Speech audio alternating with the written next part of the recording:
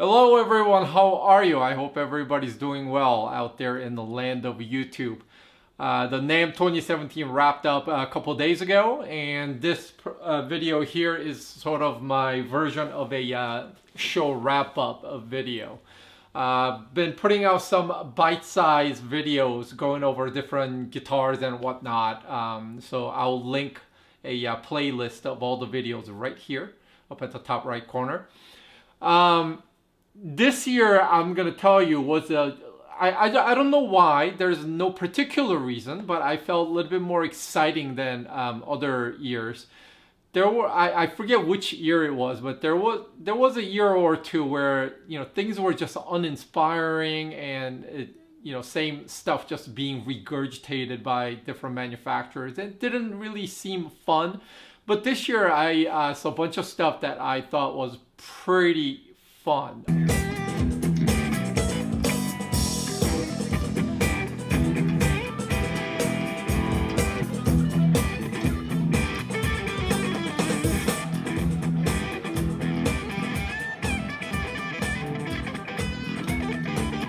What I noticed, far less relic stuff by guitar makers, no longer making guitars that look beat up right out of the box. But also at the same time, I feel like there are just too many guitars that's sporting matte black finish. The matte finish with no shiny coat. You go to any guitar company booth or showroom, you are sure to see one of those. Also very prevalent, I thought, was a multi-scale fan fret guitars. Maybe sometimes they're not fan frets, but still multi-scale. Actually, you know what the hell am I saying? If it has to be multi-scale, it is a fan fret. What I'm also trying to tell you is I also saw a lot of extended range guitars. So those were the somewhat of a trends that I've noticed. And then, the show was Thursday, Friday, Saturday, Sunday, with the exception of Saturday, one sunny day. Every other day it was raining, so logistically there were some issues there. On Sunday, actually, the roof was leaking inside of a convention center. So, that's how much rain we got here in Southern California, which is not quite common. Speaking of logistics, it was really rough this year for me because I was a one-man gang again, and it works the best for me to make these videos if there's somebody else holding the camera and the light, and I'm just feeling and touching and showing the guitar to the camera. But because I have a very limited range, I'm holding the camera here and guitar's in this hand, so there's only like 3 feet distance, so it's really hard for me to show something. So maybe next year, NAMM, maybe one of you, I'll be more than happy to hook up a pass for you. Maybe one of you could be my cameraman, light man, and make things a little bit easier, make the videos a little bit more worthwhile, right? Normally I also had help, but this year I didn't. So with that said, I hope Travis, Louis, and Javier, and forgive me if I'm forgetting other names, but those of you that I hooked up passes for you, I hope you guys had fun. Hope you had a great show, and that's about it. And then, so now let's kind of jump into the show itself. So before the show began, I was looking forward to a few things specifically, right? Without having any sort of information. So one of the things that I was hoping that I would see at the show floor was at Marshall. I wanted to see updated version of a Slash 5-watt combo. That has been discontinued for a few years, but the ones that they made available way back when, very popular, very hard to find, and even if you find, you're not saving any money, you're still paying for a used amp at the full price. I love that amp, but it didn't have effects loop. So I was sort of, personally hoping and wishing that Marshall will put out the updated version 2 of the amp, maybe with the effects loop. Nothing like that. Marshall actually didn't have anything new to show. They were still pushing the Marshall code. I don't know if I'm gonna shell out money for a Marshall amp. I'm not sure if Marshall code is what I'm gonna get. Secondly, I was also hoping for Black Star to have some new updated amps. For instance, HT Metal series. If you remember, a couple years ago they had the 5 watt, 1 watt, and then they had a full 100 watt head. Maybe they had a smaller head as well. I forget now. They also had a combo. Anyhow, was hoping to see an updated version of that, which didn't happen. So overall, things that I was looking for were not there. But I digress. Let's talk about some of the things in specific. So ESP showroom on the second floor had the usual eye candies, right? All the one-off exhibition series guitars. A lot of them actually get sold by Friday or Saturday by different dealers of ESP. They buy them off, so you would see the sold stickers on those. But they're usually great eye candy, although most of them look garish. Little bit too much over the top. Definitely 100% display piece, not a piece that you play on a day-to-day basis. And then ESP had some new artist endorsers, like Brian Welch. I talk about his signature guitar in one of the videos I put out, and things like that. Didn't have anything new as far as the James Hetfield stuff was concerned, but they did have a new finish for Kirk Hammett guitar. I forget what it's called. It's nothing special. It's just all black with the white graffiti looking things. Anyhow, that and the Schecter actually had a solid lineup. Gone from the showroom was the Hellwind amps. They didn't show that inside of the showroom. In place of that was the Wild Audio stuff from Zakk Wylde. And then I really dug the new Sun Valley Super Strat series. That I actually came back from the show and I placed an order immediately. I hear that it's going to be available sometime in March, so I'm hoping to get one of those as soon as one becomes available. They had two versions basically. One that was a street price of a $629 that had new EMG retroactive pickup set, and then $799 version had the Sustainiac on the neck pickup position. Either or, great value I thought for the money. Made in Korea, built absolutely solid, great bang for buck if you ask me. They do look a lot like Charvel's Sandemus, but doesn't matter. Great guitar is a great guitar. I thought that line was just very nice. So Schecter was good, and then what surprised me the most was Ibanez really upped their game this year. Their line of guitars just looked solid. Over the years, they really just they were trotting out uninspired, same RGs, the same S's, and whatnot with very prototypical finish. But this year, I tell you, the Iron Label series of guitars rejuvenated. Lots of good stuff. A lot of matte black finish, and some had bare knuckle pickups on board right out of the box. So this may be the point where bare knuckle kind of jumped the shark from being a boutique pickup builder to something a little bit more mainstream. So Ibanez, typically you see them with the Marzio pickups. The Iron Label, a lot of them had EMGs. Now have a bunch of bare knuckle pickups. I got a few guitars that I have Aftermath and Nail Bomb and whatnot. Bare knuckle pickups, great. I'm really looking forward to seeing those once they become available. The newly rejuvenated premium series guitars were also super awesome.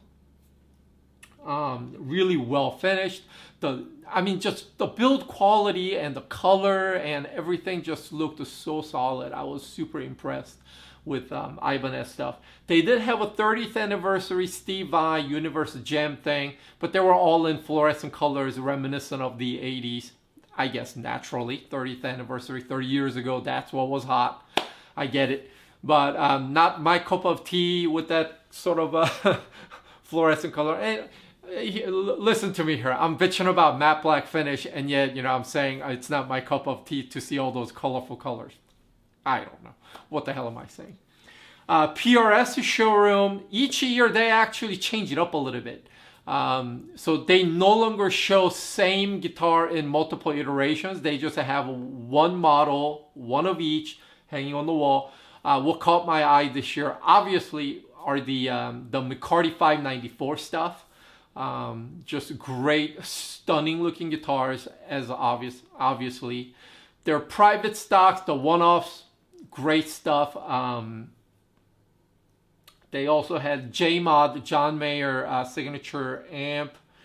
They announced the new Sanzera line of amps, which, you know, well below $1,000 price point. I don't know how many people actually go out and buy PRS amps. Anyhow, as usual, PRS stuff, just really, really good looking stuff. And then, as much flack that EMG gets from a lot of people, you know, I grew up in the 80s and 90s. I heard a lot of EMGs. I mean, I listened to a lot of Metallica. What did that mean? I mean, I heard a lot of 81. I heard a lot of 60. Heard a lot of 85, right? So EMG had a new sets, the retroactive set, which I guess harkens back to the vintage sound. Again, that set retails at $250 apparently, but it's on board on that Schecter Sun Valley series I talked about earlier. So Sun Valley costs it's $629. The pickup set is $250. I'm telling you, it's a great value. I ordered that guitar just so that I could also check out that pickup set. So that was one of the new sets. They also had Marty Friedman set, which I need to actually go find out what that's all about. Might be based on one of their existing sets, maybe 57, 66. I don't know. But that was new. Jackson showroom buzzing as always. They had a little bit more affordable line of a Misha's Juggernaut guitars, new Marty Friedman stuff, you know, those type of things. Not a whole lot of change from Corey's or Chris Broderick stuff, or Guthrie Govan, but they cover really all angles. I mean, they will show you super expensive USA custom shop stuff, which counter with way more affordable version that me and you can go out and buy. Like the Marty Friedman stuff, you know, they had the $4,000 custom shop one, but they also show $1,300 one, way more affordable. Gus G stuff, Gus who moved from ESP to Jackson this year, they had the Random Star that was way expensive, but also something like $500 one that's a little bit more affordable. Just by looking at it, you really don't notice a whole lot. There is a substantial weight difference, which would indicate maybe they're using different wood. I don't know.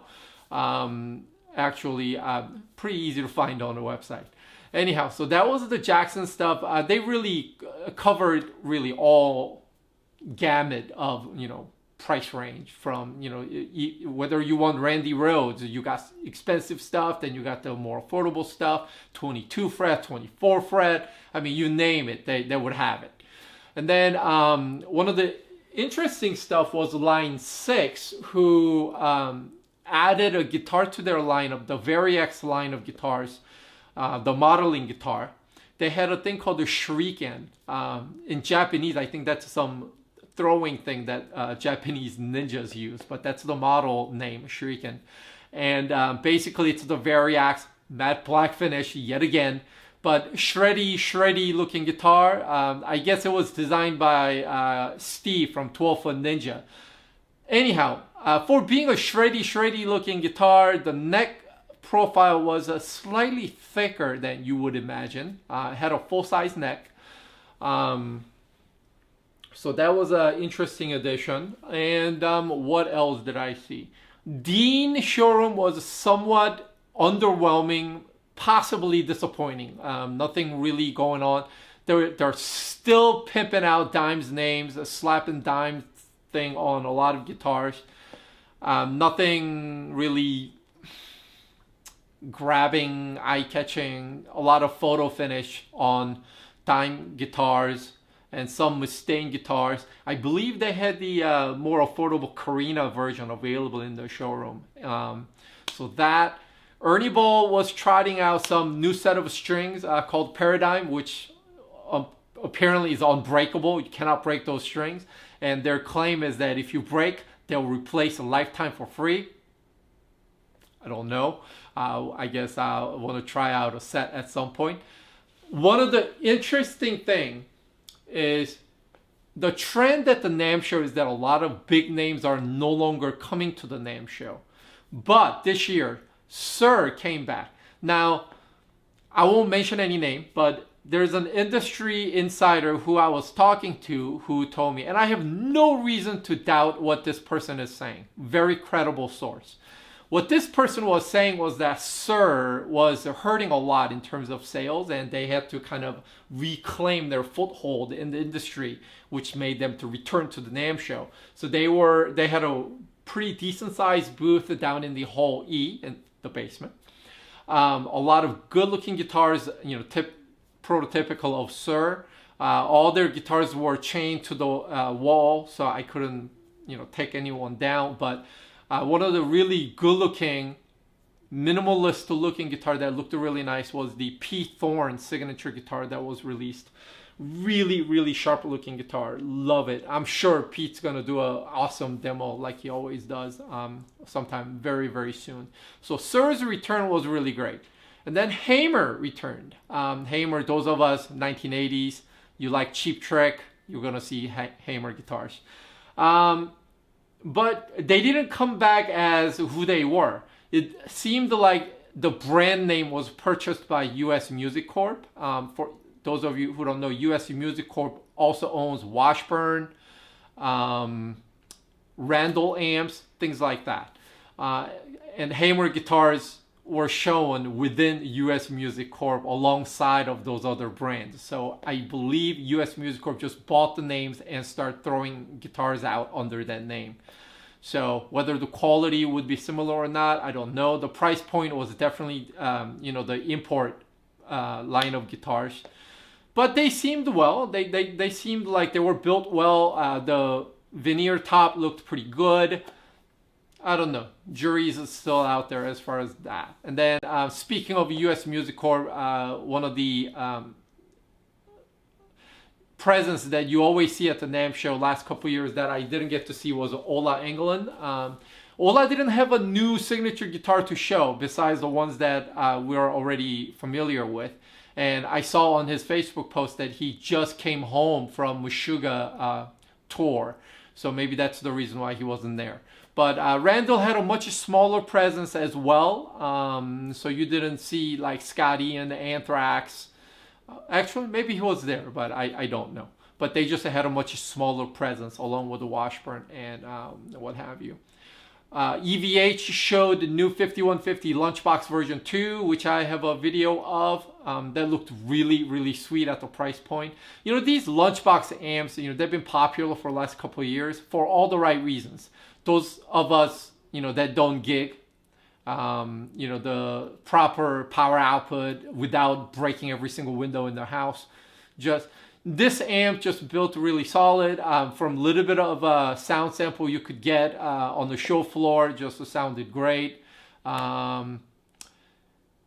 Moving away from that, Peavey also had a new amp called the Invective 120.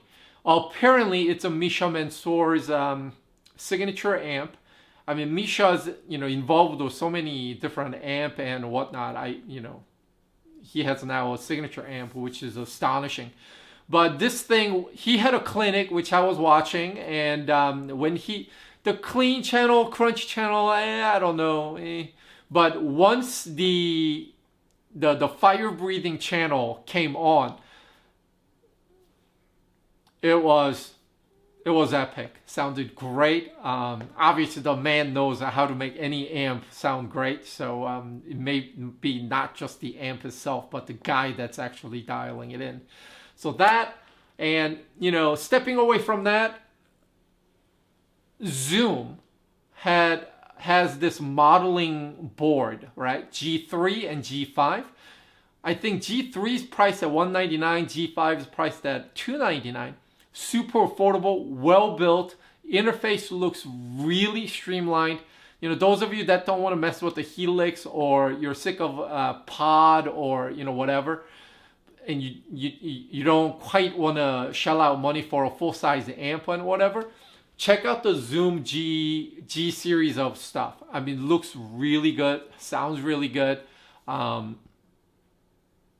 So I wanted to talk about that. There's a new company called Head Crush that uses a lot of 11 rack technology from years ago, but it is brand new. It looks almost like a Helix, line system Helix competitor. They have a 7-inch touch screen, similar foot switch operation with the pedal, the, what is that called? the wow expression pedal. That's what the hell it's called. So Head Crush had a new product that seems interesting. And what else? The amp maker Friedman, they had a line of guitars. I didn't know they make guitars. Looked pretty good. They were sharing this one gigantic booth with like Morgan amps, 65 amp, Wampler pedals. So all these guys, apparently they're exchanging like, they're taking advantage of each other, right? So maybe one guy's doing more distribution, one guy's lending his pedal know-how to the amp guy, you know, whatever. I don't know what their relationships dictate, but they had a really nice presence where all these boutique guys are all together, and Egnater was actually one of them. I believe Bruce Egnater was at the show, on the show floor. So that was really interesting. God only knows what they will come up with in the future. Before I left for the NAMM show, I had a pre-NAMM show where I said, hey, things that you guys might want to see, let me know. Maybe I'll go check that out for you. Some of you have submitted some stuff. Actually, I think this camera has just gone out, so maybe I'll look over here. One of you asked me to go check out Digitech to see if they had an RP1000 replacement. They didn't. Nothing new to see there. Hetfield, somebody asked me, you know, what I thought about the Hetfield line of stuff. They had the Iron Cross, they had the Snakebite, they had the Vulture. I don't know, you know, I'm such an explorer and a V fanatic, and yet the Vulture doesn't speak to me. I don't know why. Which explains why I don't have one. And then I'll talk about the ugliest guitar on the NAMM show floor. Set aside from the fuzzy hairy guitars and whatever, you know, that are meant to be. So two ugly guitars that I saw. Schecter had a thing called the Triton, which is a signature guitar of someone, I forget who. And then BC Rich had this one guitar called, I forget the name, but it's black. It was $3,000. Somebody bought it. Maybe it was called Inviscerator or something, but it looks like half of it looks like an axe, and the other half of it is like pointy. Super ugly guitar. I'm sure you would have seen it from somebody's YouTube video by now. So those two were very just ugly, just eyesore. And then just briefly to talk about what I liked from the show floor. I really liked the Schecter Sun Valley, like I talked about. I will buy an Ibanez Woody, which is the Steve Vai guitar. That's all mahogany with DiMarzio Dark Matter pickups. I will get that this year. Really dig the Ibanez Iron Label with the bare knuckles on them. I really like that. I might also take a look at some Ibanez premium stuff because they also looked great. And then PRS CE24, the bolt-ons. They also look great at a pretty, I don't want to say reasonable price because I still think it's a little overpriced, but they're definitely more affordable than the custom series, the core series guitars. So those were all really hot. Really love those. So that kind of wraps up my NAMM 2017.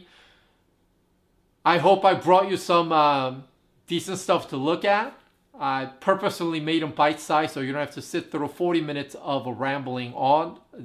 I made each video maybe 1 minute or so that you could just pick and choose what you want to watch. And then this gargantuous video that I'm shooting right now, which is very long, I'm sure by now.